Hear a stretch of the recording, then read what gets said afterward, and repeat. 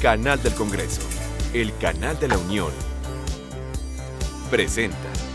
La opresión es cómplice del opresor. De participación en el PIB mundial.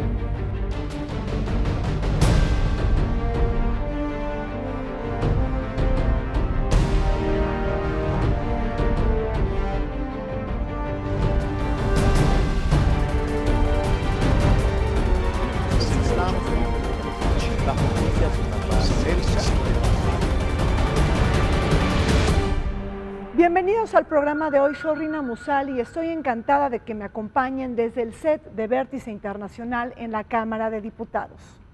El día de hoy vamos a abordar un tema interesante, el Tratado sobre Comercio de Armas de las Naciones Unidas, que está abierto a la firma a partir del próximo 3 de junio. Un acuerdo importante para regular el comercio de armamento convencional. Este tratado histórico que finalmente encontrará su más dura batalla con las necesarias ratificaciones senatoriales que tendrá que haber por diferentes países para entrar en vigor. Pero, ¿qué propone este acuerdo? ¿Cuáles son sus principales fortalezas y debilidades? ¿Cuáles son sus implicaciones para México? ¿Qué rol jugó nuestro país frente a las negociaciones? ¿Y cómo es que se comportó el voto, por ejemplo, de China, Estados Unidos o bien de Rusia?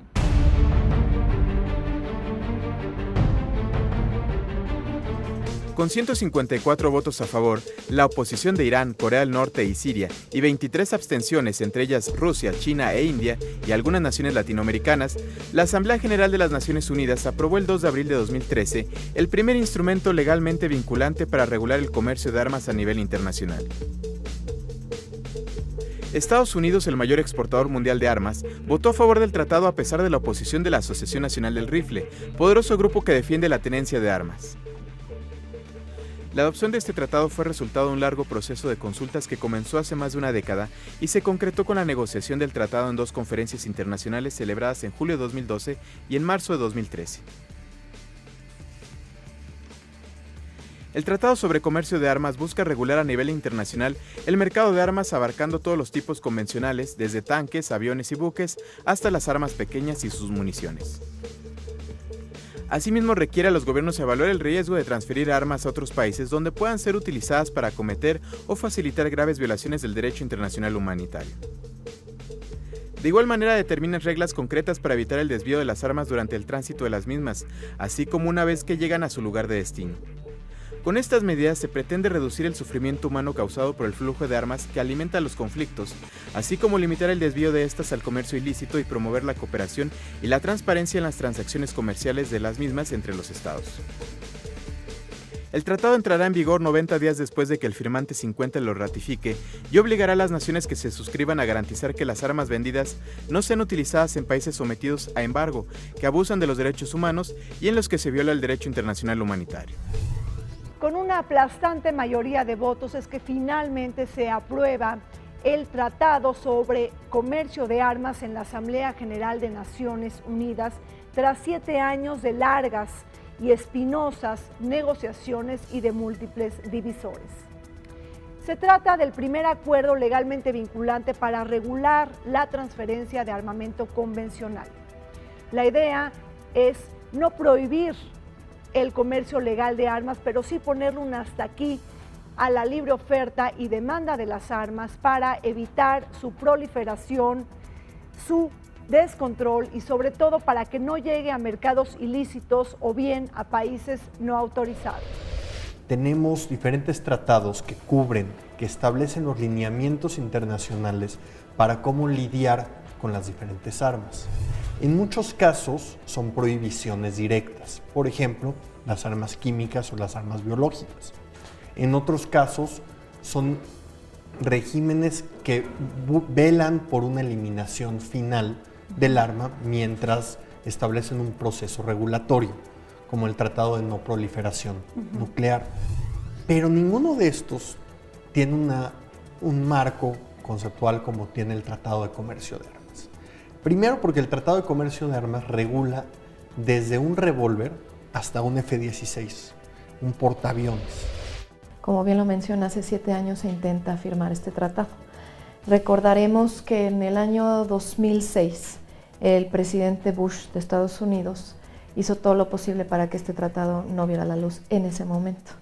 Tenemos una coyuntura diferente, un presidente demócrata en Estados Unidos, lo que ha facilitado de cierta manera el tratado que tenemos actualmente. Ahora bien, no todo es miel sobre hojuelas. Es un tratado muy complicado, en realidad es un tratado muy cortito, tiene 14 páginas en su totalidad. Libre mercado o regulación de armas es una de las principales dicotomías con las que se enfrenta la comunidad internacional. De acuerdo al estudio de armas ligeras publicado por una organización independiente en Ginebra, hay 875 millones de armas que circulan por todo el mundo. Menos del 25% de estas se encuentran en manos de los gobiernos, como el ejército, las policías y otras agencias de seguridad, siendo que el otro 75% restante está diseminado en la sociedad.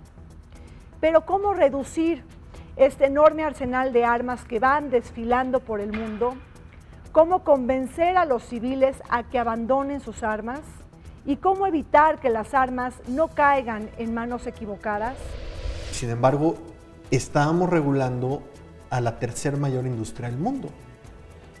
No es una cosa fácil. Y además es un tratado que es nuevo en su concepción, porque no prohíbe las armas, sino que las regula. Sí, o sea, preserva el comercio legal de armas. Así es. Y le da un marco de referencia, pero también da guías claras a cuándo los países pueden autorizar las transferencias de armas. Una de las grandes objeciones otra vez de muchos países fue la omisión específica a que las armas sean vendidas a grupos no estatales. Entonces, esto se supone que es un comercio solamente entre los estados. Sin duda, un tema complejo y lleno de incógnitas y de una serie de articulaciones a la hora de hacer referencia a los fuertes intereses políticos, económicos y de seguridad que tocan a las grandes potencias y economías emergentes que son productoras y exportadoras de armas. Estamos hablando de una industria que genera alrededor de 70,000 a 100,000 millones de dólares anuales, considerando en el último decenio un aumento global del 17% de las transferencias internacionales de armas convencionales, según cifras manejadas por el Instituto Internacional de Investigación y de Paz en Estocolmo. Toda una industria multimillonaria que no mira con buenos ojos la regulación de sus productos y que responde activando a su red de lobistas y cabilderos para apostarle a la no ratificación del tratado. Hay diferentes regulaciones entre los diferentes exportadores. Y un exportador, por ejemplo, explicaba un colega del Reino Unido, casi uno de los grandes impulsores del tratado. Ellos, por ejemplo, en algún momento, en un caso africano, donde decidieron a un país en especial no venderle armas porque consideraban que las armas podían caer en mal uso. ¿Qué es lo que le sucedió? Su empresa perdió la venta de armas y a la semana ese país ya había conseguido las armas desde otro país. No obstante lo anterior, la firma y el apoyo sustentado con 154 votos y países que ponen sobre la mesa la necesidad de abrir la venta de armas al escrutinio internacional. De entrar en vigor este acuerdo marcará una diferencia cuando tan solo un número reducido de estados informan. Ahora cada país debe evaluar antes de toda transacción y transferencia si las armas vendidas pueden ser utilizadas para esquivar un embargo internacional, violentar las sanciones que emite el Consejo de Seguridad de la ONU o cometer genocidios y otras violaciones graves a los derechos humanos. De esta manera se disminuye el riesgo de venderles armas a regímenes autoritarios, despóticos y dictatoriales que puedan utilizar estas armas para hacer guerras o limpiezas étnicas. Una victoria de la sociedad civil global que corona la agenda de los derechos humanos en detrimento de los intereses de los países belicosos. hay una prohibición en el artículo 6º, que es uno de los que más problemas ha causado, por supuesto, en donde se habla que si el Estado exportador tiene conocimiento, o sea, la expresión es un poco ambigua también, el destino de estas armas va a ayudar para comisión de genocidio, de crímenes de lesa humanidad, de algún tipo de violación de derechos humanos, etcétera, etcétera, entonces se le invita a que no haga la venta de armas. La redacción del texto es tal que verdaderamente podría permitir el seguir enviando armas o vendiendo armas a regímenes que pueden utilizar esas armas contra su población siempre y cuando se justifique que no es ilegal. Lo que se quería evitar era que en vez de que me vendas el arma, para que no tengas que implementar el tratado, me vendas un kit y yo lo arme. Claro. Entonces, eso si está prohibido, está incluido en el tratado. Y lo otro que logramos meter en el tratado, que fue muy complicado, fueron las municiones. El mensaje está claro. Las exportaciones de armas quedarán indexadas por primera vez en la historia al registro que los países destinatarios tengan en materia de derechos humanos. Una vinculación que ya se hacía necesaria y que sobre todo impide que se puedan invocar aspiraciones soberanistas cuando se trata de proteger y defender los derechos humanos. Ahora los países estarán obligados a presentar informes, a ser evaluados y sobre todo a rendir cuentas. Finalmente, con esto se da un paso adelante para desentrañar esta larga y enquistada cadena de intereses. Y es un tema muy complicado porque ningún ejército en el mundo quiere que los demás sepan cuántas armas tienen. Porque imaginemos un ejército que está en una confrontación, si el enemigo sabe cuántas armas tiene, cuántas municiones tiene, pues también sabe cuánto tiempo tiene que soportar un ataque. Información en fin. de seguridad nacional. Absolutamente. Entonces teníamos que cuidar esto. La adopción del Tratado sobre Comercio de Armas de Naciones Unidas vislumbra trascendencia para México. Nuestros lazos económicos y comerciales con Estados Unidos no solamente se concentran en esa parte de la relación bilateral que de por sí es sumamente compleja y asimétrica, sino también toca el espinoso tema del tráfico de armas. Los cálculos señalan que más del 80% de las armas que nuestro país decomisa provienen de fuentes de Estados Unidos y que son utilizadas por el crimen organizado transnacional. Sin duda, toda una problemática, una demanda muy resentida de la sociedad mexicana, quien le reclama constantemente a Estados Unidos que limite este flujo ilegal de armas que provienen desde su territorio. Sin embargo, estos gestos dubitativos los volvimos a encontrar cuando Barack Obama visitó a nuestro país en los primeros días de mayo. Este tratado nos cubre muchos temas. Uno, que Estados Unidos, y más allá de Estados Unidos, proveedores de Estados Unidos, tendrán que, por ejemplo, revisar si las armas que venden van a acabar en manos de la delincuencia organizada transnacional. Entonces, si Austria firma el tratado, que seguramente firmará y ratificará, si alguna compañía austríaca va a vender armas a Estados Unidos para cacería, pero saben que hay una probabilidad de que esas armas acaben en otro país de la región, pues tendrán que tomar medidas. Una problemática sumamente enredosa, sobre todo cuando sabemos de la gran facilidad que tiene Estados Unidos para exportar armas a México y de sus armerías que dependen en gran medida de la demanda mexicana y de las enormes ganancias que drena el tráfico de armas. Para nuestro país, lo que sucedió en la ONU es de vital importancia, porque a través del Tratado de Comercio de Armas se puede combatir el desvío de armas hacia el crimen organizado transnacional y destinatarios no autorizados en nombre de criterios aceptados universalmente. En la medida que se mejore la información entre exportadores e importadores de armas, de tal manera que se puedan conocer los puntos de salida y destino, así como las paradas de tránsito, México resulta ganador de esta ecuación multilateral. Logramos sacar un artículo, el artículo 11 del tratado, sobre desvío. Y es un artículo que claramente establece temas de corresponsabilidad y sobre todo crea canales de comunicación. Obliga a los países a transferir información para tratar de evitar que las armas sean desviadas. Esto es algo que no existía. Este asunto de gran interés para nuestro país también nos obligó a tomar un rol de liderazgo en las negociaciones. México, Noruega y Nueva Zelanda forman parte de un grupo de países que han estado presionando para incluir consideraciones humanitarias en dicho tratado. Es decir, evitar la transferencia de armas a países que cometan violaciones graves a los derechos humanos y su desvío a actores no estatales y grupos de la delincuencia organizada. Recordemos que México cuenta con una trayectoria diplomática muy sustantiva en cuanto a negociaciones de desarme y no proliferación, siendo esta ocasión no la excepción.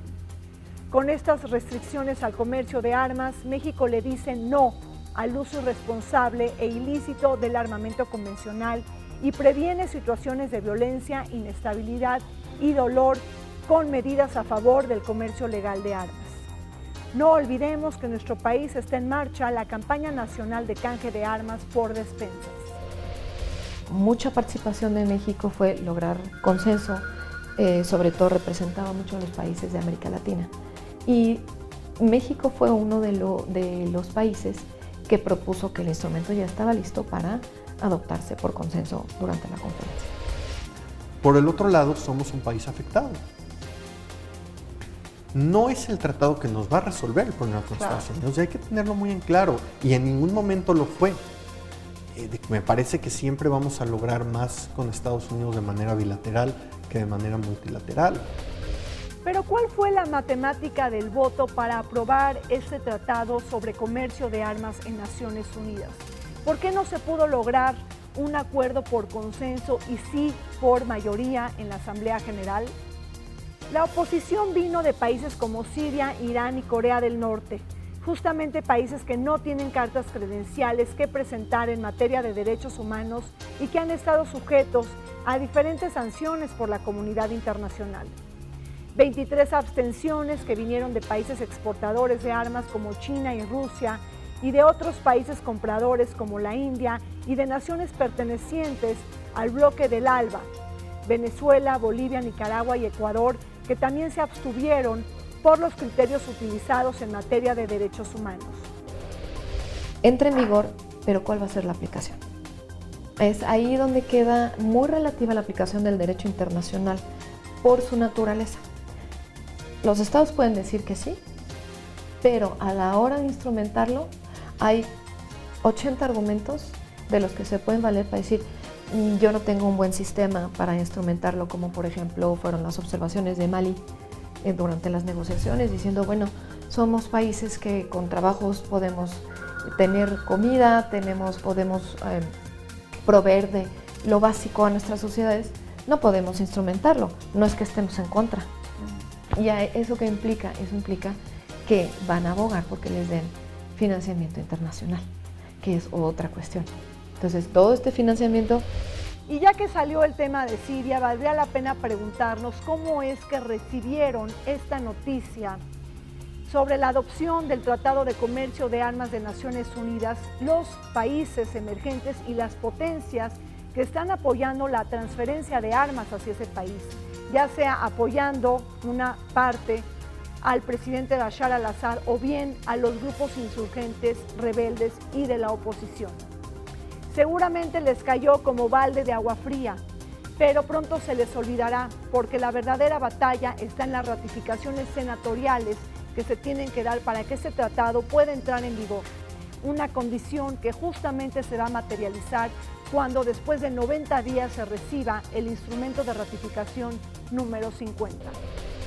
China y Rusia no mencionan para nada el caso sirio. Obviamente tampoco se menciona durante la conferencia todo el problema con Siria. Lo que Siria sí menciona durante las negociaciones es que rechaza que no se incorpore el derecho a tener armas de los pueblos que están bajo ocupación, haciendo una referencia totalmente directa a Israel y al problema con Palestina, con los palestinos que están en esos territorios. El caso Rusia, con muchas dudas sobre el tratado, Es un tratado con el que nunca se sintieron cómodos, pero tampoco lo iban a bloquear y lo van a analizar. China, por otra parte, hace una explicación de voto sumamente positiva del tratado, diciendo que la única razón por la que se abstiene es que porque no les ha dado tiempo de analizar el tratado en su totalidad para comprometerse a ser parte. Estados Unidos, considerado el mayor productor y exportador de armas del mundo, sorprendió a la comunidad internacional cuando decidió conferirle un voto positivo para aprobar y adoptar el Tratado sobre Comercio de Armas de Naciones Unidas. Sobre todo porque todos conocemos este espíritu escéptico y de renuencia que ha tenido Estados Unidos sobre el sistema multilateral.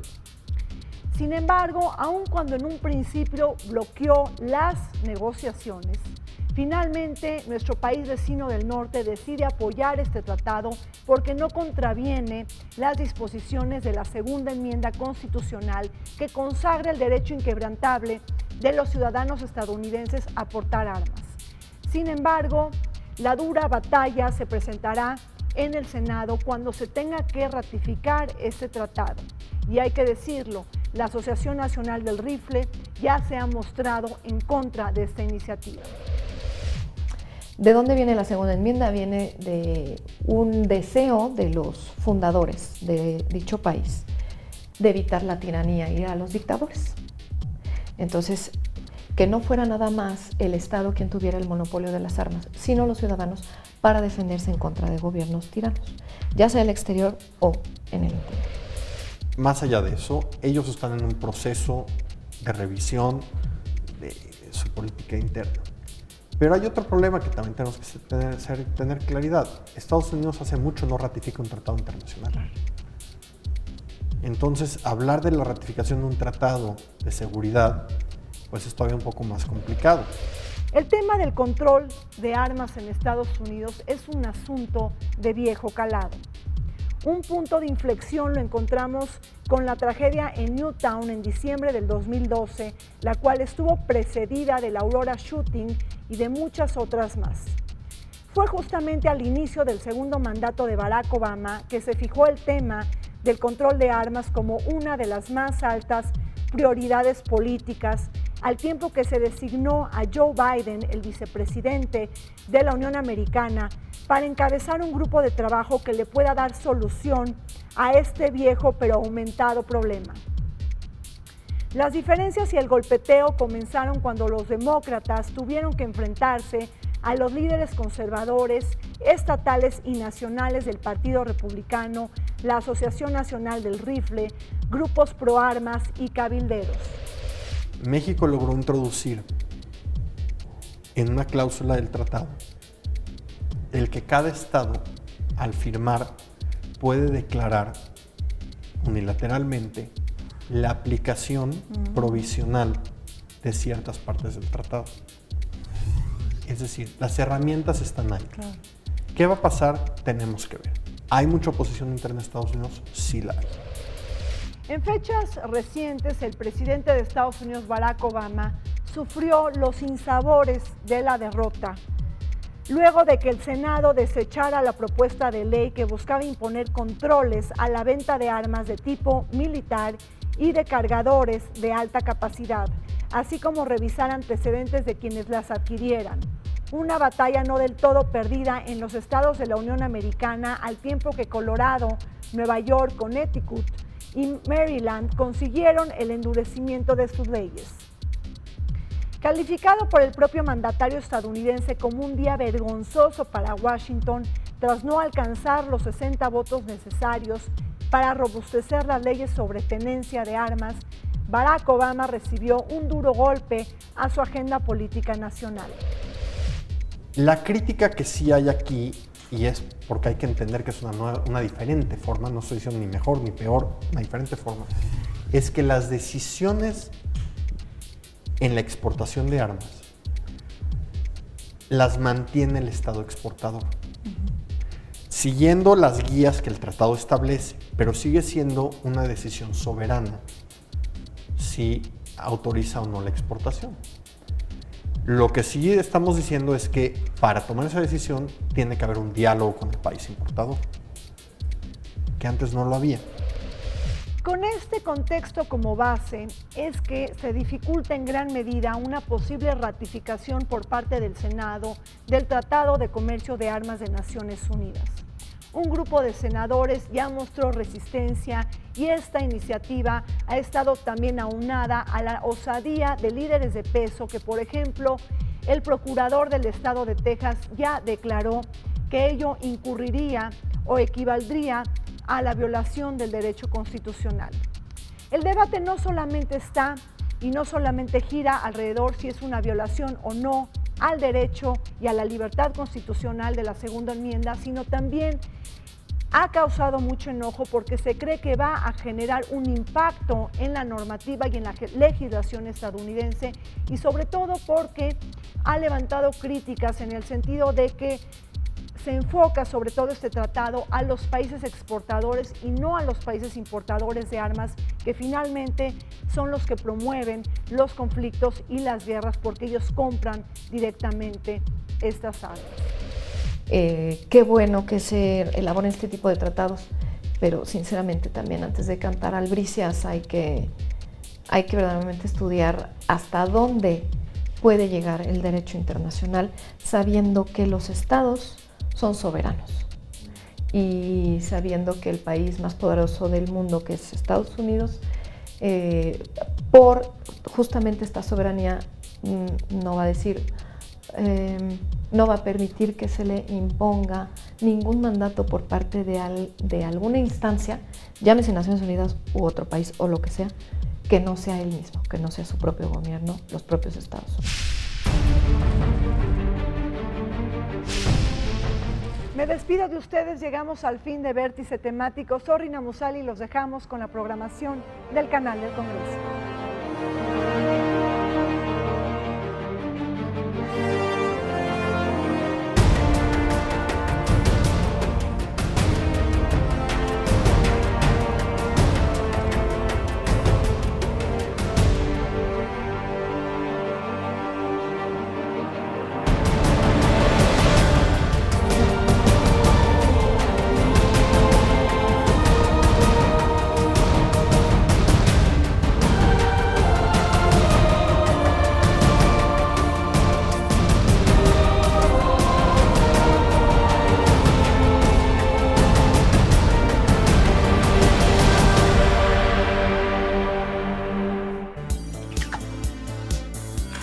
Canal del Congreso, el canal de la Unión, presentó.